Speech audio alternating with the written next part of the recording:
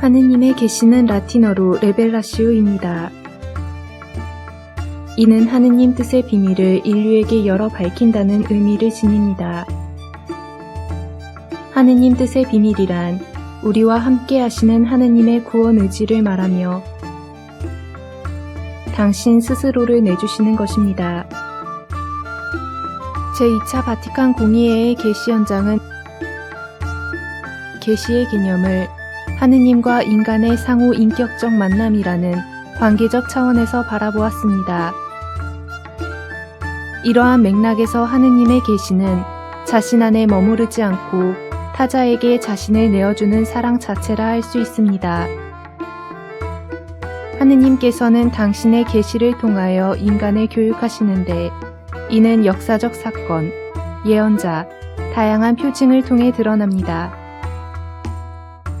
첫째, 하느님께서는 역사적 사건을 통해 이스라엘 백성을 교육하셨습니다. 이스라엘 백성은 역사적 사건 안에서 자신들의 행위에 따라 하느님의 현존과 부재를 절실히 체험해야 했습니다. 마찬가지로 오늘날 신앙의 전달도 구체적인 역사와 문화적 맥락에 부합해야 하며 인간 개개인의 삶 깊은 곳에 다가갈 수 있어야 합니다.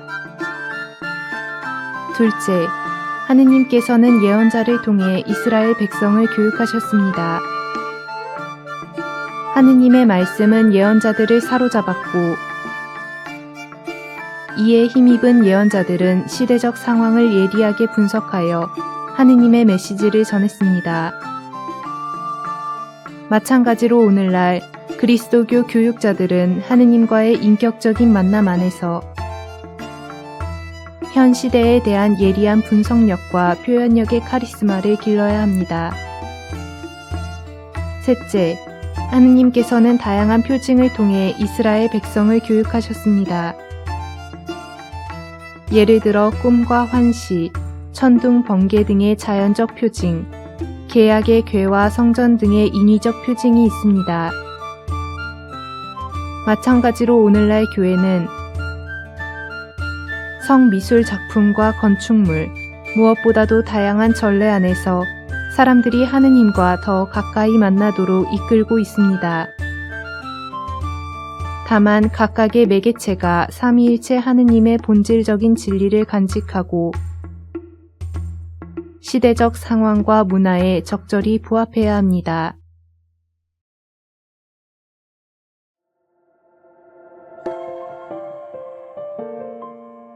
이렇듯 하느님께서는 다양한 방법을 통해 점진적으로 당신을 드러내시다가 마침내 진리 자체이신 당신의 외아들 예수 그리스도를 보내시면서 계시를 완성하셨습니다. 예수님께서는 자기 비움과 섬김의 자세로 하느님의 사랑을 보여주셨습니다. 예수님께서는 당신의 제자들을 종이 아닌 친구라 부르셨고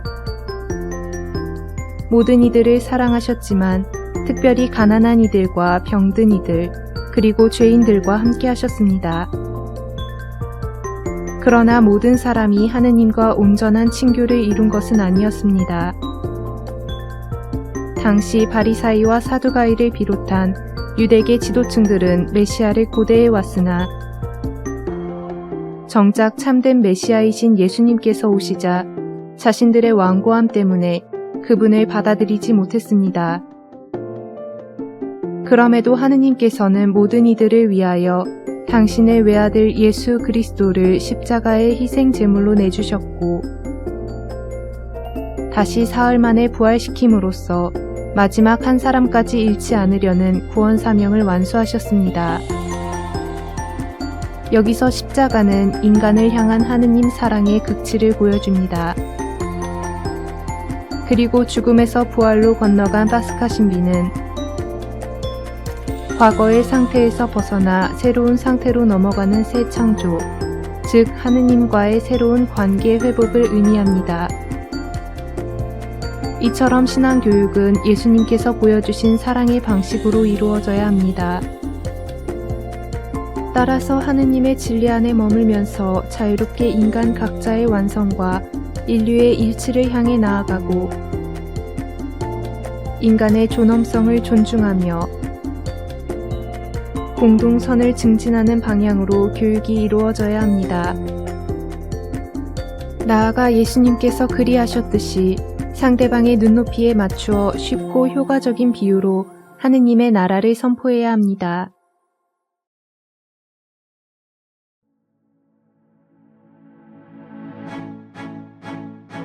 신앙교육은 거룩한 신앙의 유산인 성경, 성전, 교도권에 따라 이루어져야 합니다. 성경은 하느님의 말씀을 기록한 것입니다.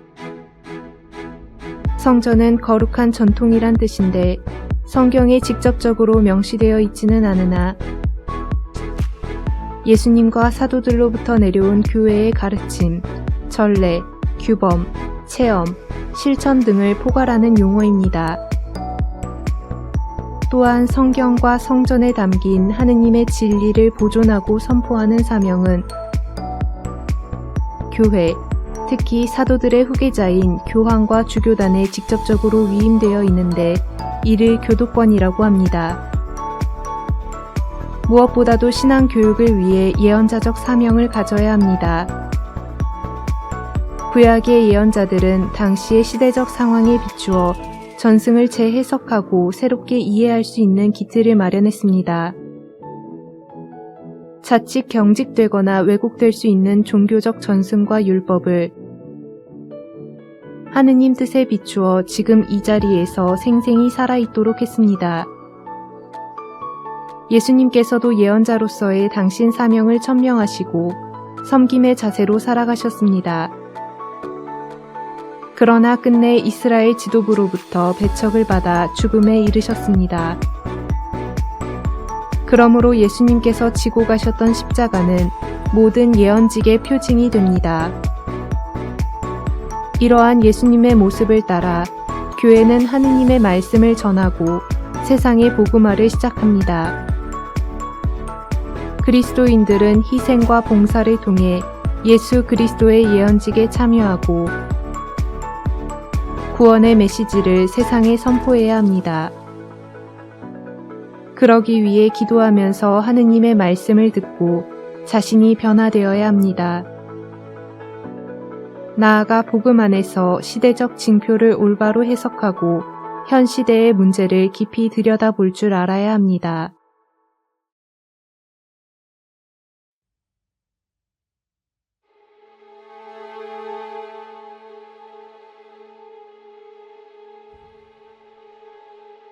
오늘날 교우들은 갈수록 세속화되는 자본주의 사회 안에서 하느님의 말씀을 구체적으로 체험하지 못하고 있습니다. 이러한 세속화는 여러 현상으로 드러나는데 그 첫 번째 현상은 개인주의라 할 수 있습니다. 개인주의의 만연은 희생과 나눔에서 오는 신앙생활의 기쁨을 점점 잃게 합니다. 또한 사도로부터 이어오는 공동체의 신앙보다는 당장 내게 필요한 현세적 성공과 마음의 평화만을 구하러 형식적으로 성당에 다니기 때문에 신앙과 욕망이 첨예하게 부딪히면 신앙을 던져버리고 욕망을 따라 살게 됩니다. 이것이 소위 신앙 따로 삶 따로의 태도입니다. 두 번째로 잠재적 또는 무의식적 무신론을 꼽을 수 있습니다. 머리로는 교리에 동의하지만 실제 삶에서는 교리의 내용이 아무런 영향을 끼치지 못하는 경우를 말합니다. 세 번째로 과학적 물질 만능주의를 들 수 있습니다. 물질 만능주의에서는 모든 것을 물질로 해결할 수 있다고 보기 때문에 눈에 보이지 않는 초자연적인 것을 다루는 종교에 무관심으로 일관하곤 합니다. 이에 따라 현대의 신앙인들도 도대체 왜 믿어야 하는가, 신앙이 우리의 현세적 삶에 어떤 도움을 주는가 하며 끊임없이 도전적 질문을 던지고 있습니다. 이러한 현상들 때문에 요즘 교우들은 영성 프로그램을 비롯하여 교회의 가르침을 배우려는 능동적 신앙을 기피하곤 합니다. 이뿐만 아니라 특별한 이유 없이 냉담자가 되어 자연스레 신앙생활을 멀리하게 됩니다. 따라서 교회는 교우들에 대한 지속적이고 체계적인 교육의 필요성을 더욱 강조하고 있습니다. 그러나 기존의 신앙교육에는 아쉬운 점이 덜어 있습니다. 첫째, 교육의 대상자가 주로 봉사자들이기 때문에 소수의 교우들만 교육에 참여하곤 합니다. 둘째, 일회성 교육이 많고 이마저도 시의적인 주제의 교육이나 실무 교육이 대부분입니다. 그러다 보니 지속적인 영적 성숙과 역할의 전문성을 꾀하지 못합니다. 셋째, 전례 시기에 따른 전신자 교육이 본당에 마련되어 있지만 대부분 유명 강사의 재능에 의존하는 특강이라 단편적입니다. 넷째, 교구와 본당과 수도회를 중심으로 다양한 강좌와 피정이 마련되어 있지만 상호 연계성과 프로그램 구성의 체계성이 부족합니다. 이 외에도 교구 담당 부서의 일방적인 기획이나 본당 사제의 관심사에 따라 교육의 주제가 정해지는 경우가 많습니다. 이러한 문제들을 해결하기 위해서는 담당 부서를 중심으로 사목 비전을 공유하여 교육을 체계적으로 계획해야 합니다. 여기서 이론과 실천의 조화, 기도와 활동의 조화를 유기적으로 형성하는 게 바람직합니다. 무엇보다도 구체적인 삶의 자리에서 예수 그리스도를 만나고 그분의 가르친 대로 살아갈 수 있도록 하느님의 말씀인 성경을 마음에 새기는 교육이 절실히 요구됩니다.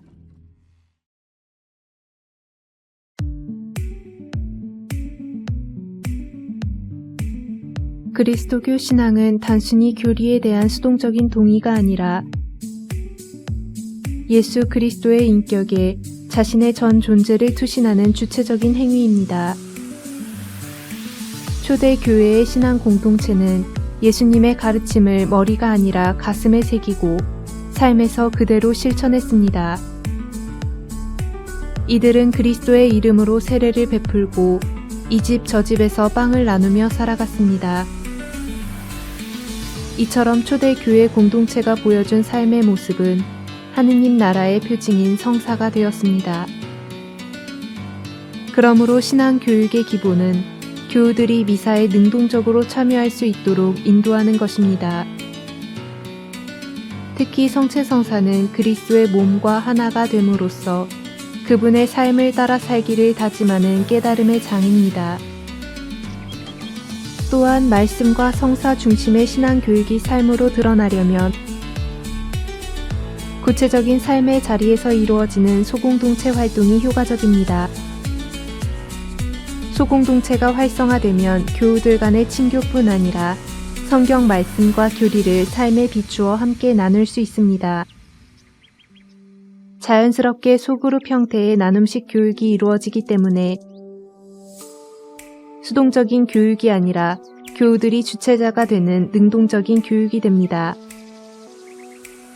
특별히 교황 요한 바오로 2세는 제2차 바티칸 공의회의 정신을 계승하여 새로운 열정, 새로운 방법과 표현으로 이루어져야 하는 새로운 복음화의 필요성을 역설하셨습니다. 새로운 복음화는 방법과 표현을 새롭게 수행하는 교회의 모든 활동을 말하는데 이는 신앙의 가치가 흔들리는 오늘날 신앙의 열정을 새롭게 북돋아줄 수 있습니다. 특히 오늘날 젊은이들은 이성적이고 추상적인 지식보다 가시적이고 구체적인 이미지에 매혹되곤 합니다. 그러니 이들의 종교적 감성을 자극할 수 있는 예술적 표현과 새로운 언어를 식별하고 만들어내야 합니다. 다시 말해서 각 문화적 환경에 맞게 복음을 잘 전달하려면 상징적인 이미지와 영상, 그리고 미디어를 활용해야 합니다. 그러므로 다양한 커뮤니케이션 수단들을 활용하여 복음을 선포하는 것은 새로운 복음화에 가장 시급한 과제 가운데 하나입니다. 교황 요한 바오로 2세는 그리스도의 복음과 교회의 참된 가르침을 효과적으로 전달하기 위해 커뮤니케이션 수단을 적극적으로 활용해야 한다고 강조했습니다. 뿐만 아니라 교회는 커뮤니케이션 수단을 효과적으로 활용할 수 있는 가톨릭 커뮤니케이터의 전문직 양성을 중요하게 다룹니다.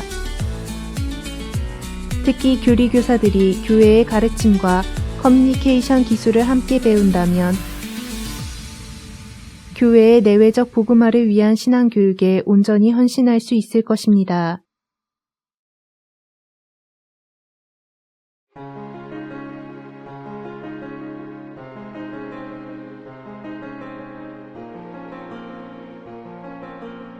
본당마다 사목회의 구조를 보면 사목분과는 사도직 분야에 따라 다양하게 구성되어 있습니다. 일반적으로 선교분과가 첫 자리에 위치하고 그 다음에 교육분과가 위치합니다. 선교분과를 첫 자리에 놓은 이유는 교회에 제일 가는 사명이 선교라서 그렇고, 교육분과가 그 다음 자리에 오는 이유는 주님의 뜻을 따라 신앙생활을 하는 데에 공동체 안에서 지속적인 신앙교육이 필요하기 때문입니다. 사실 본당 교우들에 대한 신앙교육의 1차적 책임은 주임 사제에게 있지만 오늘날 한국 교회의 대부분 본당들은 규모상 주임 사제 혼자서 모든 교육을 주관하기에 현실적인 어려움이 많습니다. 따라서 예비자와 견친교리 등의 입문교육뿐 아니라 다양한 사도직 단체와 신심단체 교육 그리고 연령별 신앙교육을 체계적으로 실행하기 위해 적절히 양성된 평신도 교육 봉사자들의 도움이 필요합니다. 이러한 맥락에서 본당의 교육분과는 주임사제를 도와 신앙교육과 관련된 제반 업무를 계획하고 실행하는 기구라 할 수 있습니다.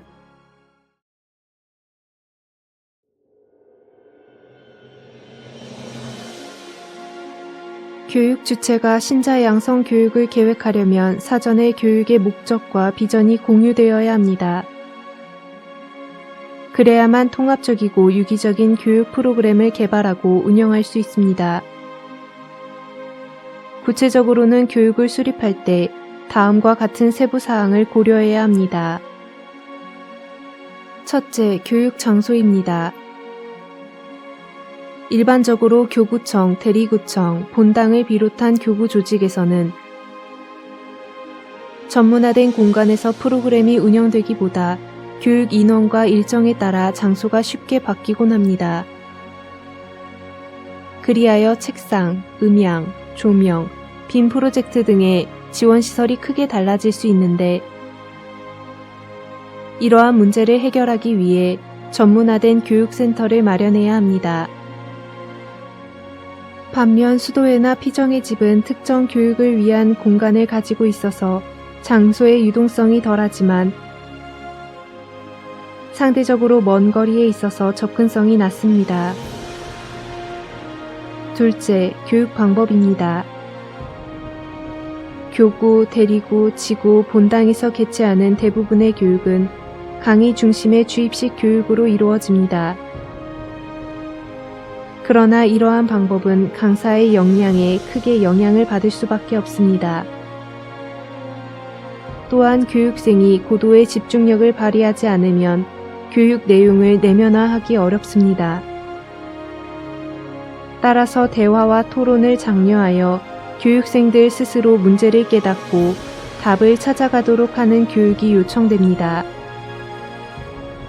그러나 이러한 교육 방식은 짧은 시간의 교육보다는 긴 시간의 교육에 적합하고 대규모 집체 교육보다는 소규모 그룹 교육에 적합합니다. 따라서 앞선 두 교육 방식을 절충하여 강의와 토론을 병행하는 교육이 유용합니다. 또한 교육생들의 적극적인 참여를 유도하기 위해서는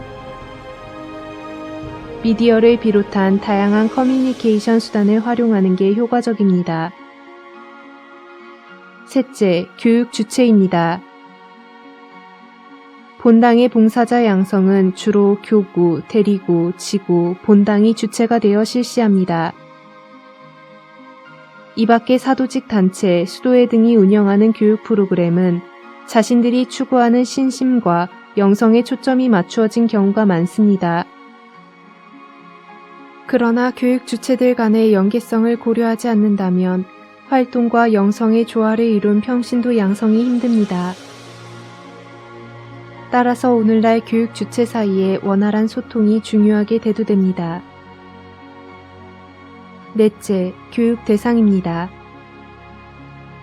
신앙 교육을 할 때는 연령별, 수준별, 상황별 교육의 지속성과 단계성을 고려해야 합니다. 먼저 신앙 교육은 평생 하는 것이기 때문에 연령대에 따라 차별화된 교육 프로그램이 단계적으로 적용되어야 합니다. 그리고 교회 입문에서부터 인생의 중요한 시기별로 거행되는 성사를 받기 위한 교육도 단계적으로 계획되어야 합니다. 또한 사회의 다양한 문제를 복음의 눈으로 바라보고 올바른 길을 찾을 수 있도록 상황별 신앙 교육 역시 지속적으로 실시되어야 합니다. 무엇보다도 교육 대상에 관한 숙고는 교육 방법과 교육 주체에 대한 문제와 더불어 통합적으로 고려되어야 합니다. 그래야 지속성과 단계성이 효율적으로 적용된 교육 프로그램을 구상하고 시행할 수 있을 것입니다. 다섯째, 교육 내용입니다. 어떠한 내용의 신앙 교육이든지 실질적인 삶에 깊이 전달될 수 있어야 합니다. 그러므로 우리는 예수 그리스도의 교육 방식을 자세히 상기할 필요가 있습니다. 예수님께서는 사람들이 삶 속에서 쉽게 이해할 수 있도록 비유를 들어 가르치셨고 몸소 낮아지시어 소외된 이들에게 감동을 주고 회개로 이끄셨습니다. 물론 교육에는 획일적인 정답이 없습니다. 단지 교육생 개개인이 다양한 환경 속에서 다양한 방식의 교육을 통해 조금씩 변화되어 간다면, 그리고 이러한 개인의 변화가 신앙 공동체의 성숙, 나아가 지역 공동체의 복음화를 이끌어낼 수 있다면 바로 이것이 신앙 교육이 목표하는 하느님 나라 건설의 실현입니다.